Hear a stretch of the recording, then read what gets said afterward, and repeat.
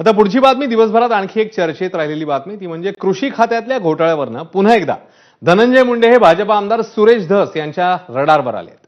तत्कालीन कृषी मंत्री धनंजय मुंडेंच्या काळात कृषी खात्यात 169 कोटींचा घोटाळा झालाय असा आरोप सुरेश धस यांनी केलाय। घोटाळा करण्यासाठी तब्बल 78 कंपन्या स्थापन करण्यात आल्या। या सर्व घोटाळ्याची एसआयटी चौकशी व्हावी अशी मागणी धस यांनी केली आहे।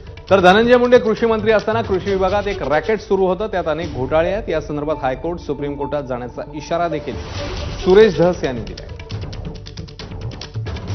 माननीय मुख्यमंत्री महोदयांकडे विनंती केलेली आहे। कृषी विभागातला एक घोटाळा नाही, एखाद्या घोटाळ्याच्या बाबतीतली क्लीन चिट मिळाली असतील, परंतु मधल्या कालावधीतल्या एवढे मोठे प्रकरण त्याच्यामध्ये आहेत। एका प्रकरणात तुम्हाला एका खरेदीच्या बाबतीमध्ये निर्णय मिळाला असेल, परंतु तिथे खरेदी मोठ्या प्रमाणावरती झालेल्या आहे। डीबीटीचा जो निर्णय होता तो सुद्धा त्या ठिकाणी डावलून अनेक निर्णय त्या ठिकाणी घेण्यात आलेले आहेत। 78 कंपन्या स्थापन केलेल्या आहेत, ज्या अधिकाऱ्यांनीच स्थापन केल्या आणि MAIDC दाखवून त्यांच्याकडनंच खतं विकत घेऊन मोठ्या प्रमाणावरती महाराष्ट्रामध्ये खताचं लिंकिंग करण्याचं पाप हे मधल्या कालावधीमध्ये झालेलं आहे।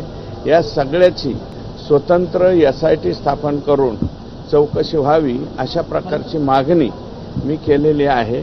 100% त्यांच्याच कालावधीतले हे सगळे प्रकरण आहेत आणि त्याच्यावरती हे स्वतः कितपर्यंत कृषी खातं चालवत होते हा संशोधनाचा विषय, कारण खाली ज्या सगळ्या बैठका घ्यायचे ते आकाश घेत होते।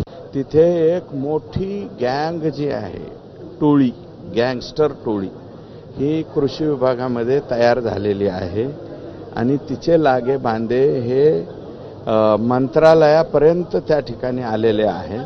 पीक विम्याच्या बाबतीमध्ये, खताच्या लिंकिंगच्या बाबतीमध्ये, त्याच्यानंतर DBT वगळून खरेदी करण्यामध्ये हे वेगवेगळे प्रकार आहेत। त्याच्या बाबतीत मी हायकोर्टातही जाणार आणि सुप्रीम कोर्टामध्ये सुद्धा।